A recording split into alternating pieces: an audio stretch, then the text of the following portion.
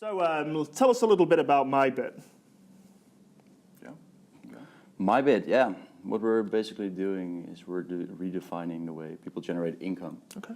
So we envisioned a future where IoT takes over. We can already see that trend happening right now. And McKinsey predicts a future where 30% of all jobs are either be severely affected or just vanished by 2030.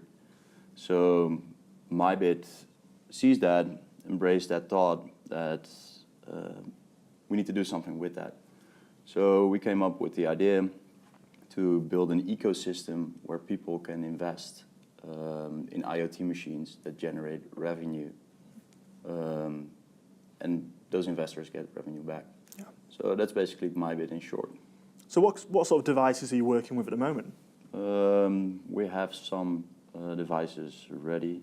I can't discuss a lot because a lot is still to come. Yeah. Yeah, a lot of devices don't even exist yet. But Wow. the areas we're talking about and are implementing currently are Bitcoin ATM machines, solar panels, autonomous vehicles, 3D printers, mining and master nodes. So, yeah. Awesome. So Yeah, A lot to keep us busy. Yeah.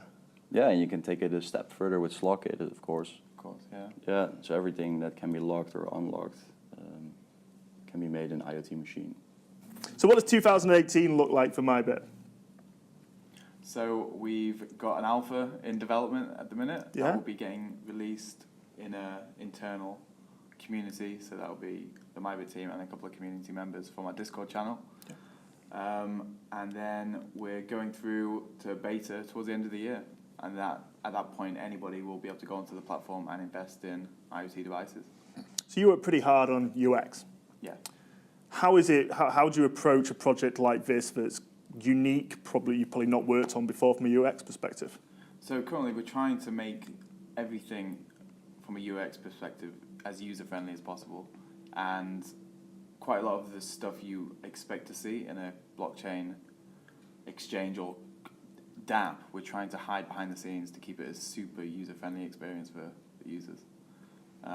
So yeah, it's just minimizing a lot of the what's going on in the behind the scenes and just hiding it to keep it user-friendly. Cool. But we're still having to use MetaMask at the minute for all transactions on the platform, which hopefully we will be able to not use at some point. So how fast is the IoT industry expanding? Well, we're in Manchester right now, and when I stepped on the airplane yesterday, I only had to scan my boarding card, where 3 years ago there were still air hostesses scanning my boarding card.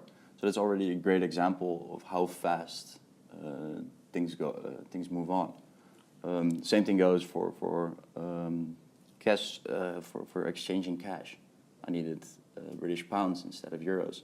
So I went to the exchange office at the airport, and where two people were normally exchanging money and counting money, there was now one big machine. So we can already see the change happening right now. And look at supermarkets. Yeah. Yeah.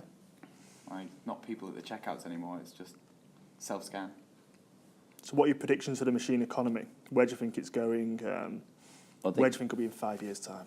I think it's Moore's law that predicted that machines or technology doubles every 14 months.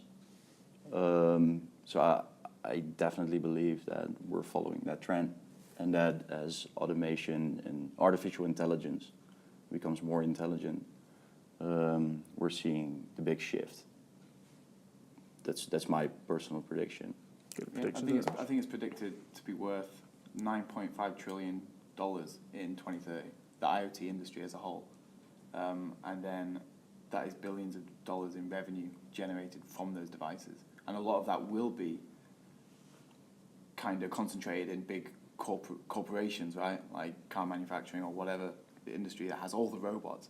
But there will be a lot of that money going into smaller, more accessible devices that people can actually invest in and make money from. Sounds good. Cool. It's great speaking to you, and enjoy the rest of the day. Yeah, thanks. Likewise. Thanks a lot. Thank you. Take care.